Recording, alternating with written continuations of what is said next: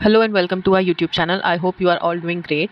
Without wasting any time, today we will be starting with John Locke, who is also known as father of liberalism.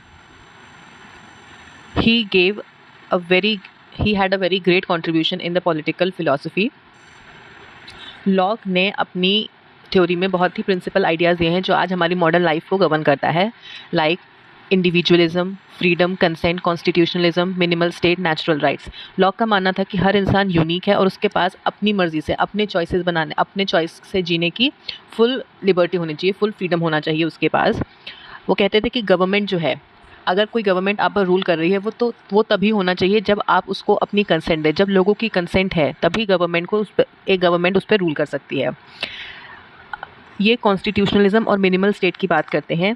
वो कहते हैं कि state जो है वो सिर्फ और सिर्फ उसका काम जो है वो प्रोटेक्शन ऑफ पीपल है, ऑफ देयर नेचुरल राइट्स है, एंड जो स्टेट है, जो गवर्नमेंट है, उसको वर्क करना चाहिए according to the constitution. Unlike Hobbes जो कहते हैं कि स्टेट के पास एब्सोल्यूट पावर होनी चाहिए और लॉ जो है वो सोवरेन पावर से ऊपर नहीं है। Sovereign power is above the law, ऐसा हॉब्स कहते थे। लेकिन लॉक जो है वो गवर्नमेंट को, स्टेट को कहते हैं कि वो कॉन्स्टिट्यूशन के अकॉर्डिंग वर्क करना चाहिए। He supports a minimal state, जहाँ पर स्टेट का काम सिर्फ protection of your natural rights है, that is rights of life, liberty and property. And he talks about toleration of people and their views. इनके ideas ने French revolution and American revolutions जैसे main events को influence किया है। American revolution में जो ideas दिखते हैं about the life, liberty and pursuit of happiness, वो लॉकिन आइडियाज़ कहा जाता है उनको, क्योंकि जो ये आइडियाज़ हैं life, liberty and property, life liberty के, वो लॉक की फिलॉसफी में सबसे पहले देखे गए थे, ज़्यादा प्रोमिनेंट तरीके से देखे गए थे। और फ्रेंच रेवोल्यूशन का था मेन लोगो जो था वो था लाइफ, लिबर्टी एंड फ्रेटर्निटी, वो भी लॉक के आइडियाज़ में देखे जाते हैं। Unlike earlier thinkers like Plato and Hobbes, जो कि सोसाइटी में ये देखते थे कि एक अबंडेंस है, नहीं है, जहाँ पर एक स्कार्सिटी की तरह देखते थे, एक पेसिमिस्टिक व्यू ऑफ सोसाइटी देते थे। लॉक ने एक सोसाइटी का ऑप्टिमिस्टिक व्यू दिया है, जो कि वो बताते हैं कि जो सोसाइटी है वो बहुत ही हैप्पी, पीसफुल है, बट कुछ कारणों की वजह से उनको स्टेट की ज़रूरत पड़ती है। वो क्या कारण है वो हम देखेंगे। एंड हिज ऑप्टिमिस्टिक आइडिया जो था वो बना था, उनका जो ये व्यू था वो because of the discovery of America की वजह से था।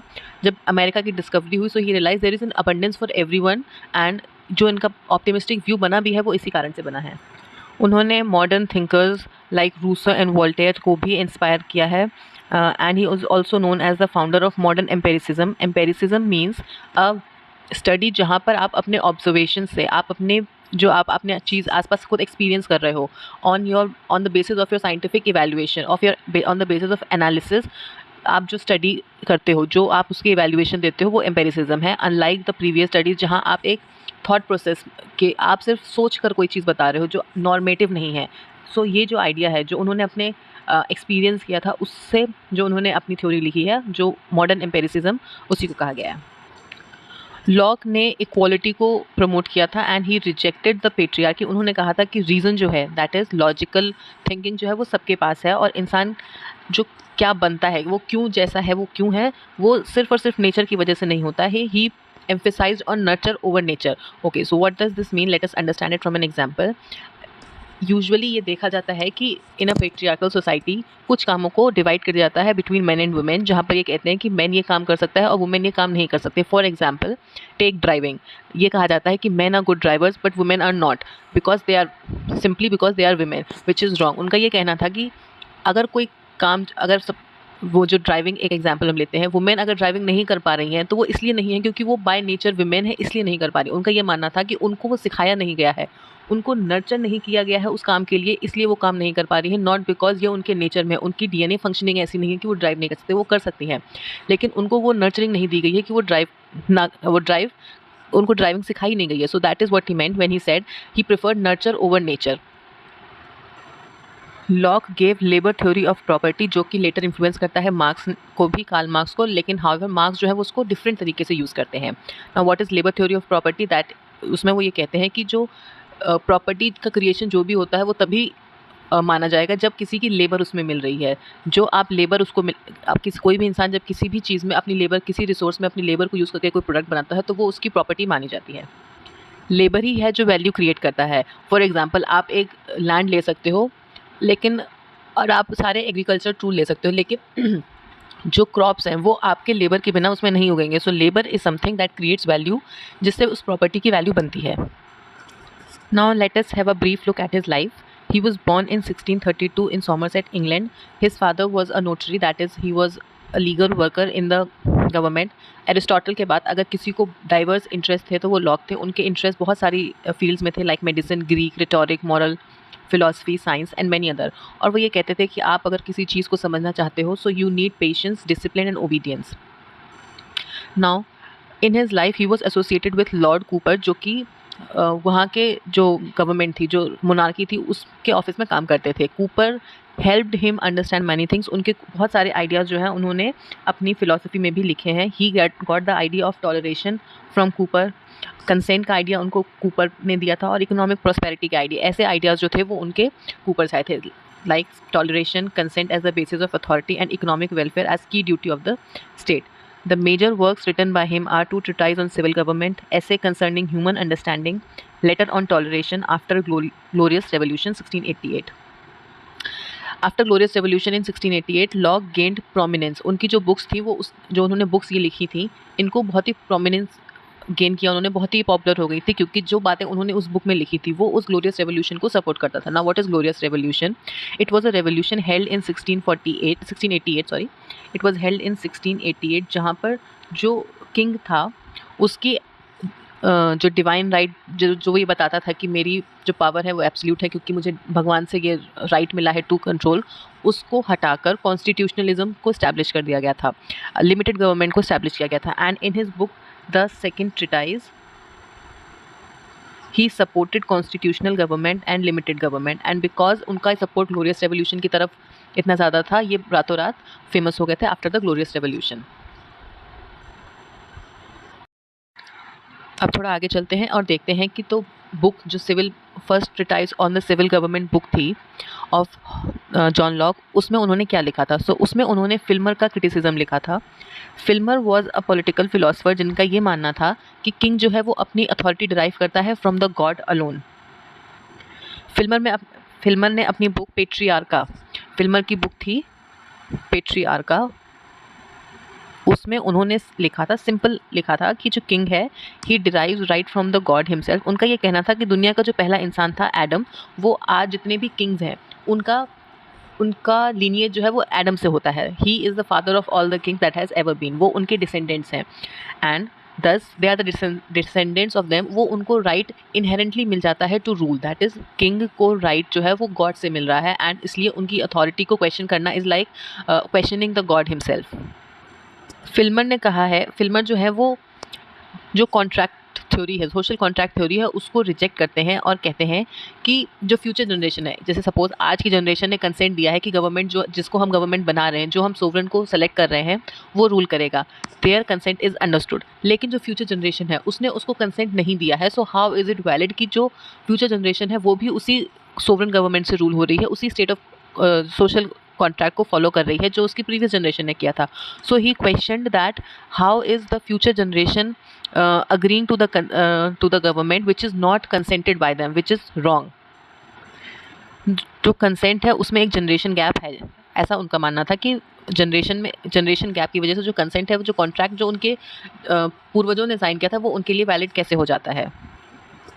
फिल्मर का ये मानना था कि जो इंडिविजुअल्स हैं वो फ्री नहीं होते हैं, बल्कि they are born in families, they are a part of families, they are born in families, और वो पैदा होते हैं तो वो ऑलरेडी एक अथॉरिटी में होते हैं, अपने फादर की अथॉरिटी में होते हैं, क्योंकि they are a part of family, वो सिर्फ एक इंडिविजुअल की तरह बॉर्न नहीं होते हैं। And since they are already born in an authority, एक अथॉरिटी के अंडर हैं, वो एक रूल में हैं already, so they are not equal, वो इक्वल हो ही नहीं सकते हैं, विच एंड इक्वालिटी जैसी कोई चीज़ होती ही नहीं है। वो कॉन्ट्रैक्ट थ्योरी के जो व्यूज़ ऑन प्रॉपर्टी हैं उसको रिजेक्ट करते हुए कहते हैं कि जो प्रॉपर्टी है वो हेरिडिटरी सक्सेशन है, वो जो है वो प्राइवेट प्रॉपर्टी नहीं बन सकती। अगर प्राइवेट प्रॉपर्टी बनेगी तो यूनिवर्सल कंसेंट के बिना ये बाइंडिंग हो जाएगा उस पर, जो है वो फ्यूचर जनरेशन, वही जनरेशन गैप वाली बात है कि वो फ्यूचर जनरेशन जो है वो उसको अग्री नहीं कर रही है, उसको कंसेंट नहीं दे रही है। So it is wrong for the future generation जो एक अनसाइंड कॉन्ट्रैक्ट पे जिनके की कंसेंट नहीं है जिस कॉन्ट्रैक्ट के लिए उससे बाइंडेड है. सो ही सेड कि हेरिडिटरी सक्सेशन होना चाहिए which is more valid for a property ownership. John Locke जो है वो इसको क्रिटिसाइज़ करते हैं और इस जो फिल्मर का जो आइडिया था of the divine right theory इससे बिल्कुल भी एग्री नहीं करते हैं. वो कहते हैं कि ये थ्योरी जो है वो वैलिड नहीं है. वो ये कहते हैं कि गॉड ने एडम को ऐसी कोई पावर दी ही नहीं है. उन्होंने कोई एब्सोल्यूट पावर एडम को दी ही नहीं है. एंड सपोज एक बार को हम मान भी लेते हैं कि एडम को ये एब्सोल्यूट पावर दी गई है, तो हम उनकी लीनियज को कैसे पता करें, कैसे जानें कि जो आज जो मुनाक बैठा हुआ है आज की डेट में जो राजा है वो एडम का ही लीनियज है. ये कैसे पता चलेगा? हाउ डू वी नो कि जो अथॉरिटी उसको दी जा रही है वो वो जो है वो एडम को बिलोंग भी करती है कि नहीं. वो कहते हैं कि पॉलिटिकल अथॉरिटी जो है वो इनहेरिट नहीं की जा सकती है, वो कंसेंटेड होनी चाहिए. क्योंकि आप जिसको रूल कर रहे हो अगर वो आपकी जो उन लोगों की अगर उसमें मर्जी नहीं है, so it is basically forcing people to be under you. It is forcing people to agree to something they do not want, जो कि उनकी लिबर्टी पर हार्म है. लॉक जो है वो क्लियरली डिस्टिंग्विश करते हैं between the family and the state. वो कहते हैं फैमिली जो है वो एक नेचुरल इंस्टीट्यूशन है, हाउएवर जो स्टेट है वो क्रिएटेड है, वो लोगों के एसोसिएशन से बनता है, लोग उसको कंसेंट देकर बनाते हैं. एंड दस जो पैटर्नल अथॉरिटी जो हम फैमिली में देख रहे हैं वो पॉलिटिकल अथॉरिटी जो हम स्टेट में देखते हैं वो इक्वल नहीं हो सकती है.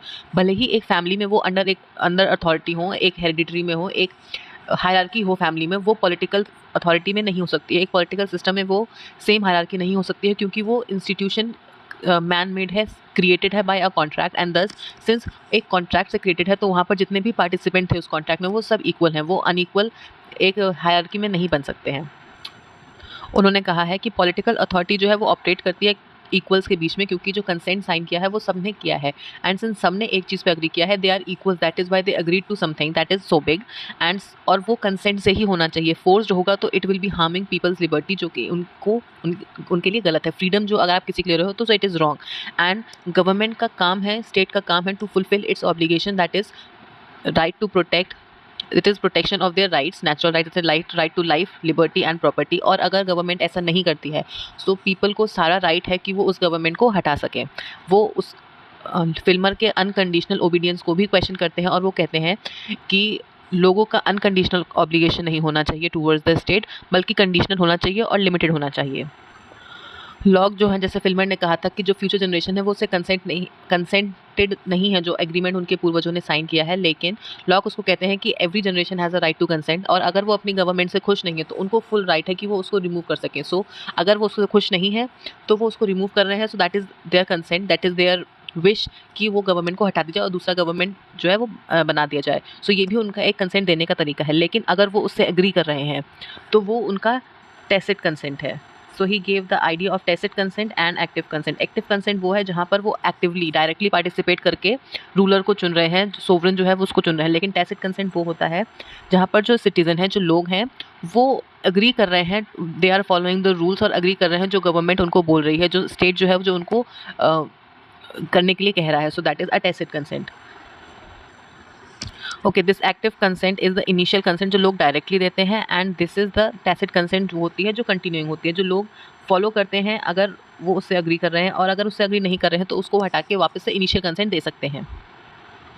एंड लॉक जो है उस प्रॉपर्टी को लेबर से जोड़ते हैं, ना कि हेरिडिटरी से, और कहते हैं कि जब आप किसी भी चीज़ में लेबर को मिलाते हो तो आपका फुल राइट है, एब्सोल्यूट राइट है ओवर द प्रॉपर्टी, क्योंकि आपकी लेबर ने उसको वैल्यू दी है. लॉक ने डिवाइन राइट ऑफ किंग्स को अपोज किया है, जो फिल्मर ने अपनी पेट्रियार्का में सपोर्ट किया है, और वो कहते हैं कि सोशल कॉन्ट्रैक्ट थ्योरी जो है वो बेटर है rather than the divine right theory. और वो स्टेट को as a creation of man देखते हैं, ना कि एक नेचुरल इंस्टीट्यूशन जिसको लोग अनकंडीशनली फॉलो करेंगे. एंड वो ये कहते हैं कि स्टेट जो है वो लोगों के बेनिफिट के लिए है, ना कि उनको कंट्रोल करने के लिए, उनको सप्रेस करने के लिए. लाइक थॉमस हॉब्स, जो जॉन लॉक हैं, वो भी सोशल कॉन्ट्रैक्ट थ्योरी को सपोर्ट करते हैं.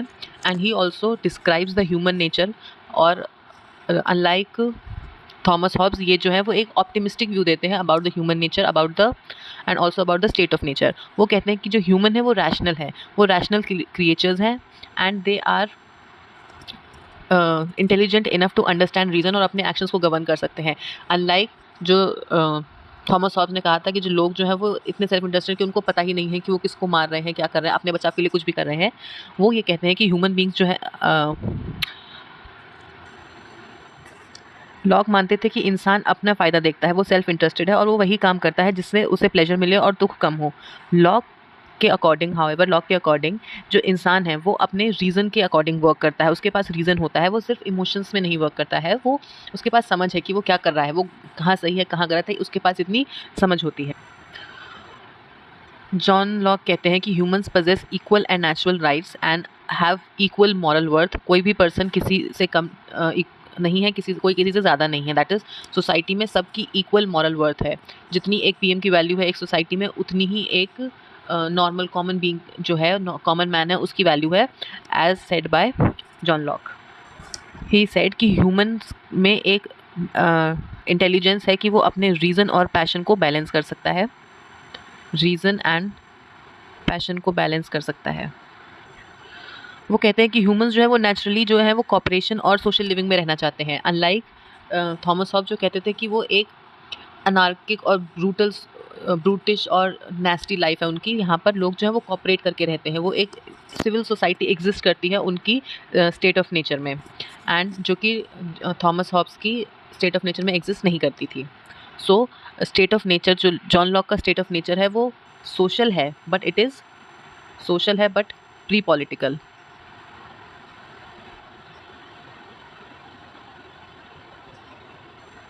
अब जब सब इतना अच्छा है, सब इतना हैप्पी हैप्पी है, तो स्टेट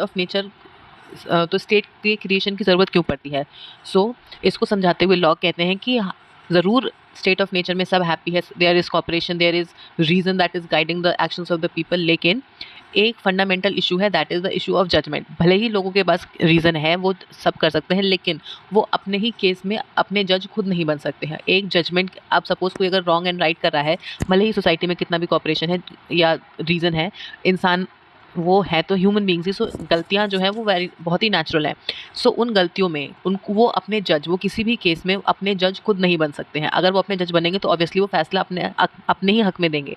सो जब ऐसी कंडीशंस आती है जहाँ पर फैसला लेने वाला कोई नहीं है, जजमेंट के लिए कोई नहीं है, वहीं पर स्टेट की ज़रूरत पड़ती है। So they wanted a state as a neutral arbiter, जो ये फैसला कर सके कि कौन गलत है और कौन सही है, and work according to that. So इस कंडीशन के लिए for someone to be the जज in the case of the people, एक स्टेट की ज़रूरत पड़ती है। अब आते हैं लॉक की थ्योरी के सबसे चिल पार्ट पे, that is the state of nature. Hobbes ने कहा था कि बिना स्टेट की दुनिया जो है वो एक वॉर जोन है। जो स्टेट ऑफ नेचर है वो नेस्टी, ब्रूटिश एंड शॉर्ट है, लेकिन जॉन लॉक का नज़रिया जो है वो स्टेट ऑफ नेचर को देखने का बिल्कुल ही अलग है। जॉन लॉक का स्टेट ऑफ नेचर जो है वो कोई वॉर जोन नहीं है जैसा हॉब्स का था, बल्कि उनकी जो स्टेट ऑफ नेचर है वो बहुत ही पीसफुल है, जहाँ पर लोग जो हैं वो एक दूसरे की रिस्पेक्ट करते हैं, लोग एक दूसरे की मदद करते हैं, there is mutual assistant and एक प्रिजर्वेशन है रादर देन कॉन्स्टेंट कन्फ्लिक्ट।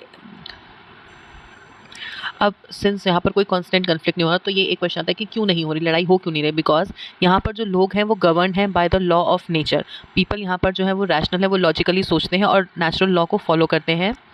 और लॉक ने कहा था कि हमें किसी भी ह्यूमन को as a means, as a tool नहीं देखना चाहिए टू अचीव समथिंग, बल्कि एक एंड की तरह देखना चाहिए in themselves. They are end in themselves, and since हम जब उनको इस तरीके से देखेंगे, so the reason for conflict जो है वो अपने आप ही कम हो जाएगी।